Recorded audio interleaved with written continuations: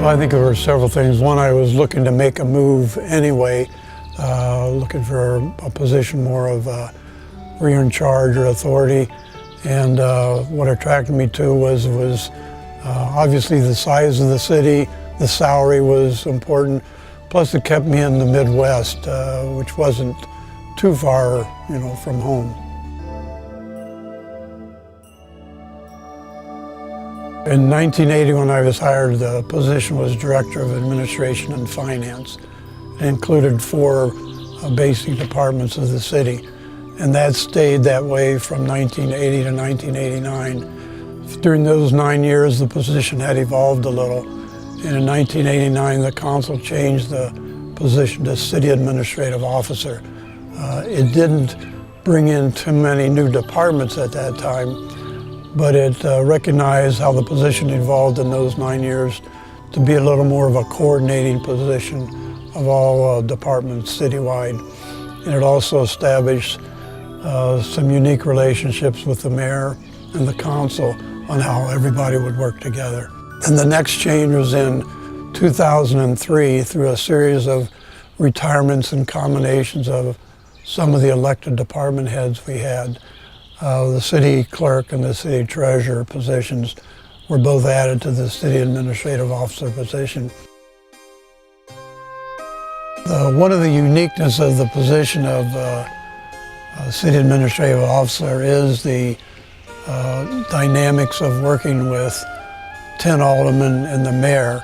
But I think the points when I felt the lowest was when I tried to get something done in the city and maybe it just didn't happen for some reason or another, so it was somewhat frustrating that you felt strongly about something and it ought to be done this way, but it just wasn't.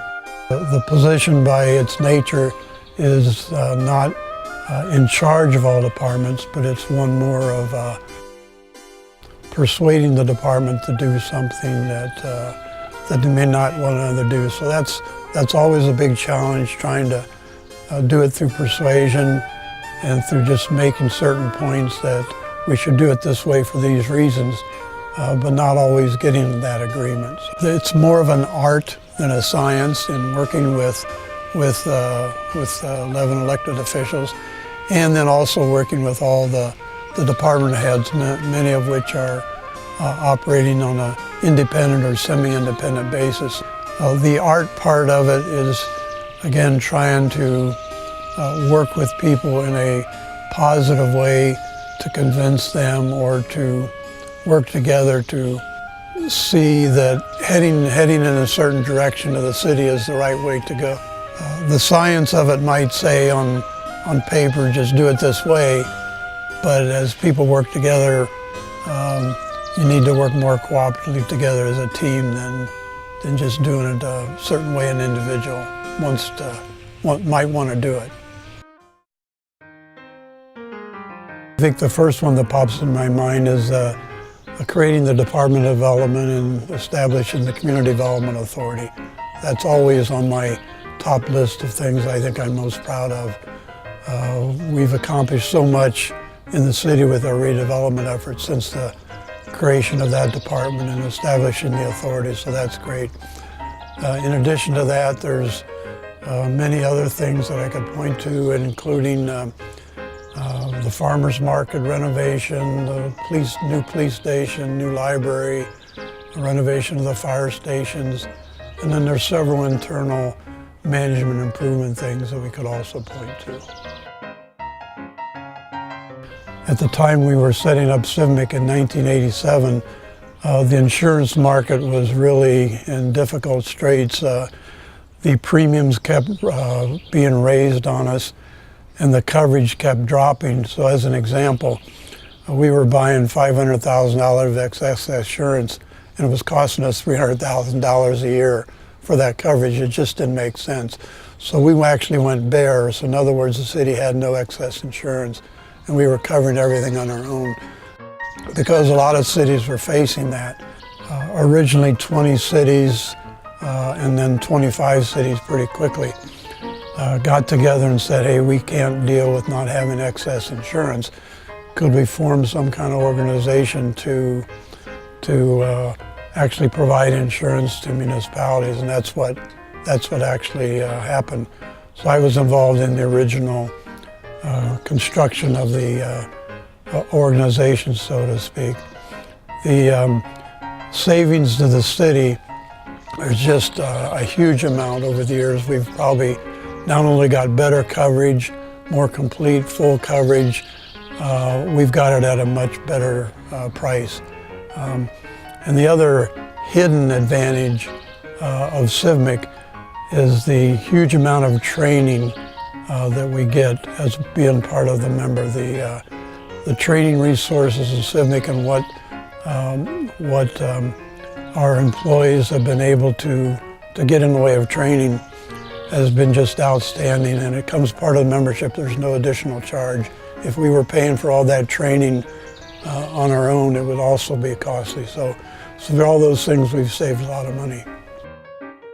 MADAC, the Milwaukee Area Domestic Animal Control organization of 19 municipalities working together for obviously what it infers, animal control, dogs running at large or cats, stray cats. At the time before MADAC was formed in the mid-1990s, the Wisconsin Humane Society did the animal control, and they just said they were going to get out of the business. They didn't want to do that anymore.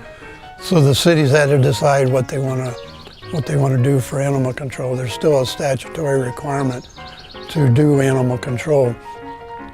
And some of the alternatives talked about was everybody doing it on their own, all 19 cities doing it on their own, or one for the 18 suburbs and let Milwaukee do its own thing by itself.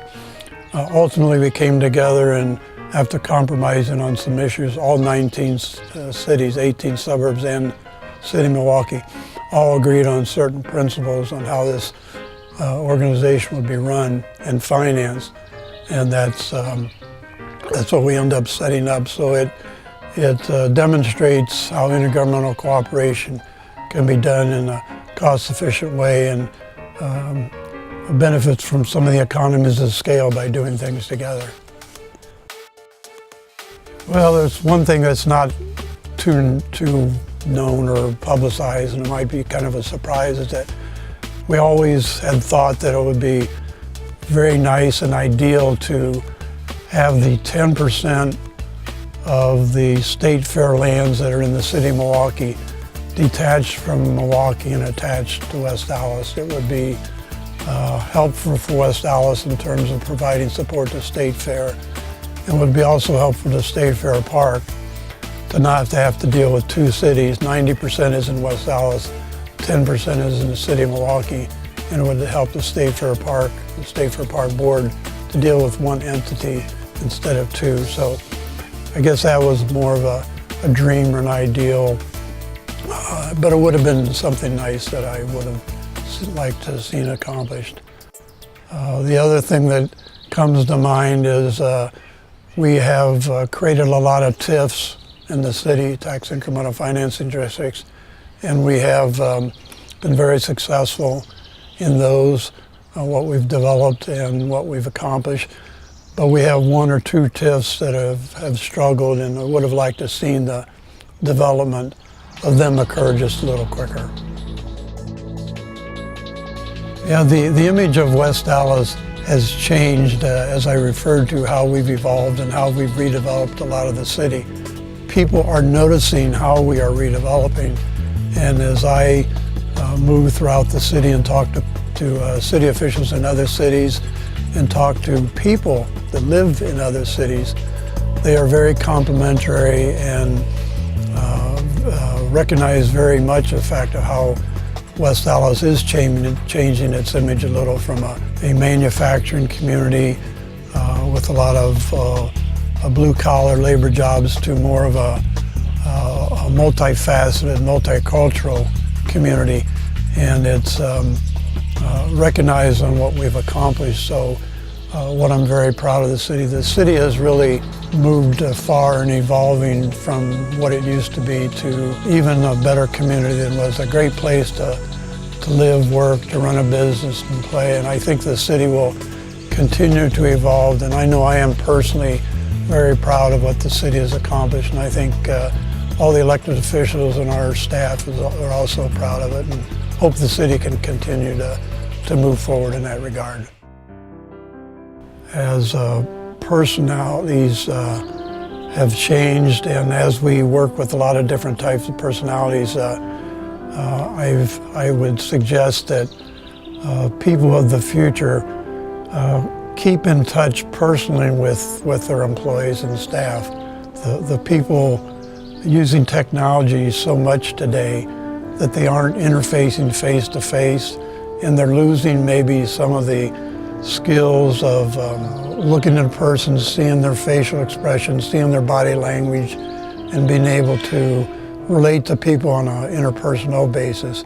I think sometimes things are getting a little detached, and I would hope that, as technology continues to evolve, that the personal touch is maintained. And don't get me wrong, technology is a great thing. Computers have allowed us to accomplish a lot and do a lot more efficiently, but you can't use computers and technology blindly. You have to still kind of use the gray matter and think, and what the computer is putting out, you got to make sure that it makes sense and there wasn't some flaw in the program or whatever. So you gotta think and use your head while you're using the technology as a great tool.